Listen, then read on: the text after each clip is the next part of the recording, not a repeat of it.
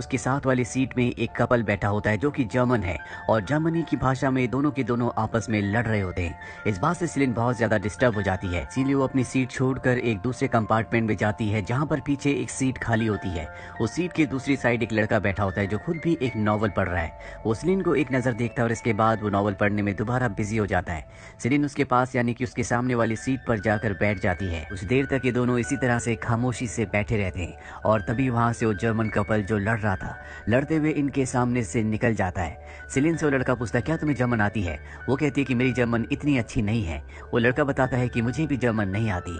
इसके बाद ये दोनों एक दूसरे की नॉवेल्स के बारे में पूछते हैं और इस तरह से इन दोनों की बातें शुरू हो जाती हैं। लड़का बताता है कि मेरा नाम जैसी है, मैंने फ्रांस से पढ़ाई की है। इस वक्त मैं वियना जा रहा हूँ क्योंकि मैं वहाँ से यूनाइटेड स्टेट्स की फ्लाइट को पकड़ूंगा। सेलिन भी अपना नाम बताती है और कहती है कि मैं पेरिस जा रही हूँ। दरअसल मैं अपनी ग्रैंड मदर के यहाँ गई थी, पेरिस में मैं पढ़ाई करती हूँ, इसीलिए अब मैं यूनिवर्सिटी वापस लौट रही हूँ।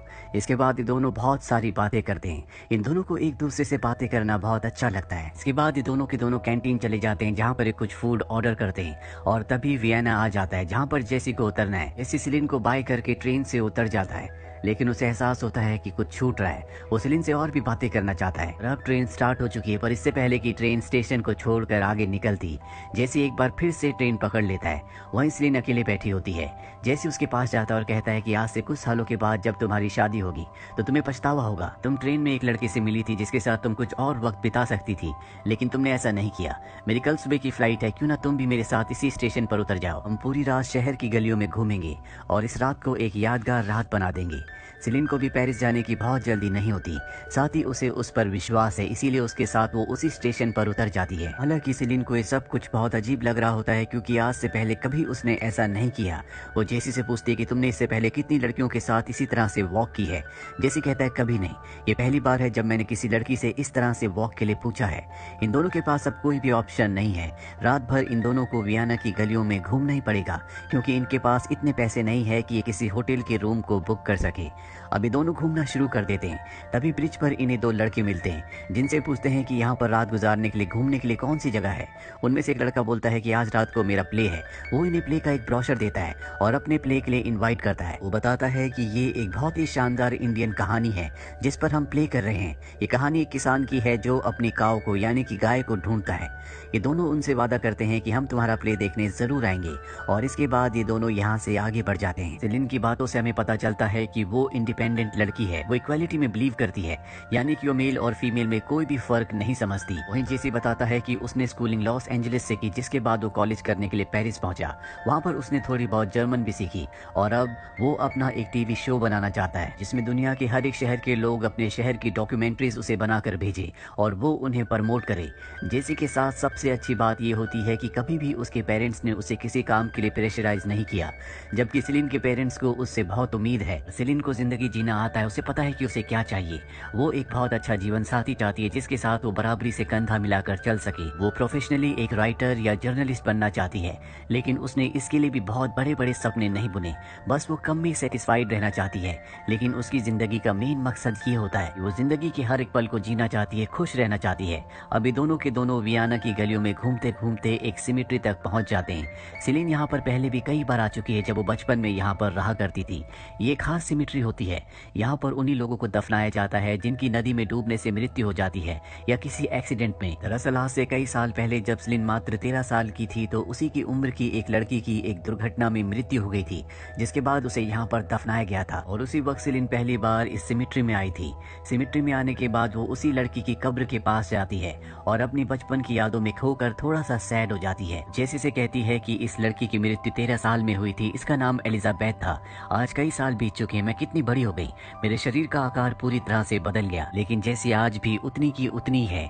इसके बाद ये दोनों यहाँ से निकलकर एक पार्क के बेंच पर बैठ जाते हैं जहाँ पर ये दोनों एक दूसरे से बहुत सारी बातें करते हैं, अपनी जिंदगी के अच्छे बुरे बहुत सारे पल एक दूसरे के साथ शेयर करते हैं। ऐसा करने से इन दोनों को बहुत अच्छा लगता है। हालांकि इन दोनों के लिए ये एक बहुत ही अलग अनुभव है क्योंकि आज से पहले इन दोनों ने कभी इस तरह से अनजान इंसान के साथ इतनी लंबी वॉक नहीं की और ना ही अपनी जिंदगी की पर्सनल चीजों को शेयर किया। अब जब ये दोनों के दोनों बैठे होते होते हैं तभी एक लेडी इनके पास आती है जो कि एक पामिस्ट है। वो सेलिन को कहती है कि मैं तुम्हारा हाथ देखकर तुम्हारे भविष्य को, फ्यूचर को बता सकती हूँ। सेलिन कहती है कि मुझे अपने भविष्य को जानने में कोई भी इंटरेस्ट नहीं है, लेकिन अगर आप फिर भी मेरा हाथ देखकर मेरी जिंदगी के बारे में, मेरे बारे में बताना चाहती हैं तो आप मेरे नेचर के बारे में बताएं। जिसके बाद वो उसका हाथ देखती है और बताती है कि तुम एक इंडिपेंडेंट लड़की हो। साथ ही वो सेलिन को बहुत सारी ऐसी बातें बताती है जो उसके नेचर के बारे में पूरी तरह से सही होती है।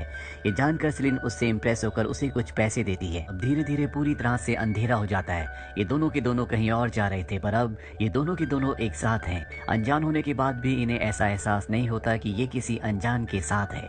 इन दोनों को एक दूसरे का साथ बहुत अच्छा लग रहा होता है। इसके बाद सेलिन जेसी से कहती है क्यों ना हम चर्च चलें। दरअसल उसे ईश्वर पर बहुत भरोसा होता है, पर जेसी उसके बिल्कुल विपरीत है। वो ईश्वर पर बहुत ज्यादा भरोसा नहीं करता, पर सेलिन के कहने पर वो चर्च चला जाता है। चर्च जाकर सेलिन को बहुत अच्छा लगता है। उसके मन को, उसके दिल को बहुत सुकून मिलता है। ये दोनों के दोनों चर्च से निकल जाते हैं और अब सेलिन जेसी का हाथ पकड़कर नदी के किनारे घूमना शुरू कर देती है। तभी इन्हें नदी के किनारे एक पोएट मिलता है जो कि बहुत ही क्रिएटिव होता है। अगर उसे कोई भी वर्ड दिया जाए तो चंद ही सेकंड्स में वो उस वर्ड पर कोई भी पोयम बना सकता है। अगर लोगों को पोयम पसंद आती है तो उसे पैसे देते हैं और यहाँ पर सेलिन उसे वर्ड देती है मिल्क शेक। इस वर्ड पर वो पोएट बहुत अच्छी पोयम बनाता है जो दोनों को बहुत अच्छी लगती है। ये दोनों उसे कुछ पैसे देते हैं और आगे बढ़ जाते हैं। धीरे धीरे रात गहरा रही होती है और इन दोनों के बीच में जो दूरियां होती है वो भी धीरे धीरे कम हो रही हैं। ऐसा क्यों हो रहा है इन दोनों को इस बारे में कुछ नहीं पता। बस ये एक दूसरे का साथ एंजॉय करते हुए वियना की गलियों में घूम रहे होते हैं। तब ये देखते हैं कि वहाँ पर डांस चल रहा है। दरअसल ये वहाँ का कल्चर होता है। जब भी कोई महिला किसी बच्चे को जन्म देने वाली होती है तो इसी तरह का डांस परफॉर्म किया जाता है और ये दोनों उस डांस को बहुत एंजॉय करते हैं। जिसके बाद ये दोनों के दोनों वियना की गलियों में घूमते हुए एक दूसरी गली में जाकर बैठ जाते हैं। रात अब पूरी तरह से गहरा चुकी है। ये दोनों मन ही मन में एक दूसरे को पसंद करने लगे हैं। सेलिन जेसी की आंखों में बहुत देर तक देखती है और उससे पूछती है क्या तुम मुझे किस करना चाहोगे। जेसी कहता है कि हाँ, और इसके बाद ये दोनों एक दूसरे को किस करते हैं। इसके बाद सेलिन जेसी से पूछती है क्या तुम एक बार फिर से मुझसे मिलना चाहोगे। जेसी कहता है कि मुझे नहीं पता। दरअसल वो लॉन्ग डिस्टेंस रिलेशनशिप में विश्वास नहीं रखता और ना ही सेलिन रखती है। जेसी सेलिन से पूछता है क्या हमें मिलना चाहिए। सेलिन कहती है कि मैं इस बारे में इस वक्त कुछ नहीं कह सकती और एक बार फिर से ये वियना की गलियों में घूमना शुरू कर देते हैं। रात गहराने के साथ साथ शहर भी अब बंद होना शुरू हो गया है। शहर की लगभग दुकानें बंद हो चुकी है। यहाँ पर एक बार होता है जो पूरी रात खुलता है। ये दोनों के दोनों उस बार में जाते हैं, लेकिन इन दोनों के पास ही इतने पैसे नहीं है कि ये बार से वाइन खरीद सके। इसीलिए दोनों एक प्लान बनाते हैं जिस प्लान के मुताबिक जेसी बार टेंडर को अपनी बातों में लगाएगा और जब वो उसे बातों में लगाएगा तो सेलिन टेबल से एक गिलास चुरा लेगी। जिसके बाद जेसी बार टेंडर से किसी भी तरह से वाइन की एक बोतल उधार मांगेगा। जेसी बार टेंडर के पास जाता है और उसे बातों में लगाता है। मौके का फायदा उठाकर सेलिन गिलासेस चुरा लेती है और अब जेसी की बारी है। जेसी बार टेंडर को कन्विंस करने की कोशिश करता है कि वो उसे वाइन की एक बोतल दे दे। जल्दी वो उसके पैसे उसे वापस लौटा देगा। हालांकि इस बार में कभी किसी को उधार नहीं दिया जाता, लेकिन बार टेंडर को जेसी की आंखों में उसकी बातों में सच्चाई दिखती है, इसीलिए वो उसे वाइन की एक बोतल उधार दे देता है। जिसके बाद जेसी और सेलिन बाहर बेंच पर बैठकर रेड वाइन को एंजॉय करते हैं। बची हुई पूरी रात ये दोनों यहीं पर बैठे रहते हैं और सुबह की किरण निकलने के साथ ये दोनों स्टेशन की तरफ निकल पड़ते हैं। हालांकि जेसी को यहीं से यूनाइटेड स्टेट की फ्लाइट को पकड़ना है, सेलिन को पेरिस की ट्रेन पकड़नी है, इसीलिए दोनों के दोनों रेलवे स्टेशन की तरफ बढ़ चलते हैं। रास्ते में जब ये घर के नीचे से गुजरते हैं तो इन्हें पियानो की धुन सुनाई देती है जो कि बहुत ही मधुर होती है और ये दोनों उस पियानो की धुन पर डांस करना शुरू कर देते हैं। अब ये दोनों के दोनों रेलवे स्टेशन पहुंच चुके हैं। जल्दी सेलिन की ट्रेन आ जाएगी और ये दोनों के दोनों हमेशा के लिए अलग हो जाएंगे। अब ये दोनों के दोनों सेलिन की ट्रेन का इंतजार कर रहे होते हैं। तभी सेलिन जेसी से कहती है कि हम दोनों ने रात में एक चीज मिस कर दी। हमें उस लड़के ने प्ले का ब्रोशर दिया था और हम दोनों एक दूसरे की बातों में इतना खोए हुए थे कि हमें याद ही नहीं रहा कि हमें प्ले में जाना है। ये याद करके ये दोनों के दोनों हंसने लगते हैं।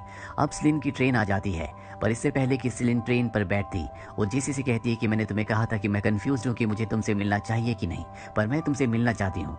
जेसी भी इस बात को एक्सेप्ट करता है कि वो सेलिन से मिलना चाहता है, बावजूद इसके कि इन दोनों को ही लॉन्ग डिस्टेंस रिलेशनशिप में पूरी तरह से विश्वास नहीं है, पर इन दोनों को एक दूसरे का साथ इतना अच्छा लगा।